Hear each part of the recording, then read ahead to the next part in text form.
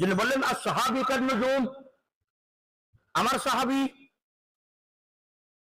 আকাশের আকাশের জোরে বলেন। তাহলে হাসান বসরি আকাশের তারা না, আব্দুল কাদের জিলানী আকাশের তারা না, কেন তারা সাহাবী না? খুব মনোযোগ দিয়ে শুনবেন এই কথাটা, খুব সুন্দর করে বলতেছি আমি, কথা বুঝেন। এক হাদিসে আছে, তোমরা জীবিত লোকদের অনুসরণ করো না বেশি। তোমরা যারা তবলিগের সঙ্গে সম্পর্কিত তারা মনোযোগ দিয়ে শুনেন, তোমরা জীবিত লোকদের বেশি অন্ধ অনুসরণ করো না। কেন? সে মৃত্যুর আগে আগে পথভ্রষ্ট হওয়ার সম্ভাবনা আছে। আর যখনই তোমরা অনুসরণ করো, কোন মৃত্যু ব্যক্তিকে করো, সে হেদায়েতের উপর যদি মারা যায়, সে আর পথভ্রষ্ট হওয়ার সম্ভাবনা নাই। আর মৃত্যু ব্যক্তিদের ভিতরে সবচেয়ে বেশি অনুসরণ করে সাহাবাদের। কেন? এরা রাসূলুল্লাহকে দেখছে, এই জন্য বলতে এদিকে দেখে খুব মনোযোগ দেন। সাহাবারা কি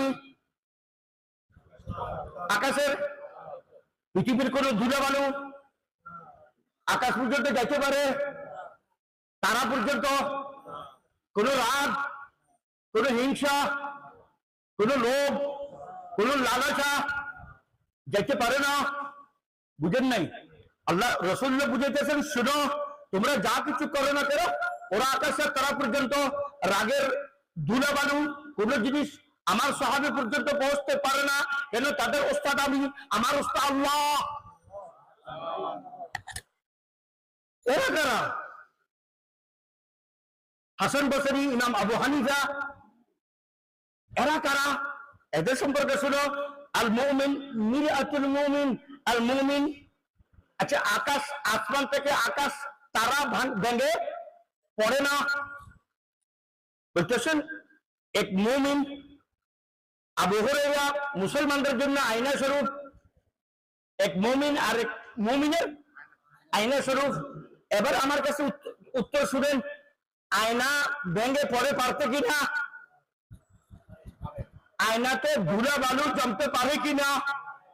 লোভের ধুলা, বদামলের ধুলা, বদাকিদের ধুলা, গালিগালাজের ধুলা, জেনার ধুলা, জোয়ার ধুলা, বদনাসরের ধুলা, বুঝেন না? যত বড় হোক, যেই হোক, তারা বলে নাই যেখানে ধুলা জমতে পারে না, যাইতে পারে না, এদেরকে বললো। আমরা তো ওখানে নাই, মনে থাকবো তো ইনশাআল্লাহ।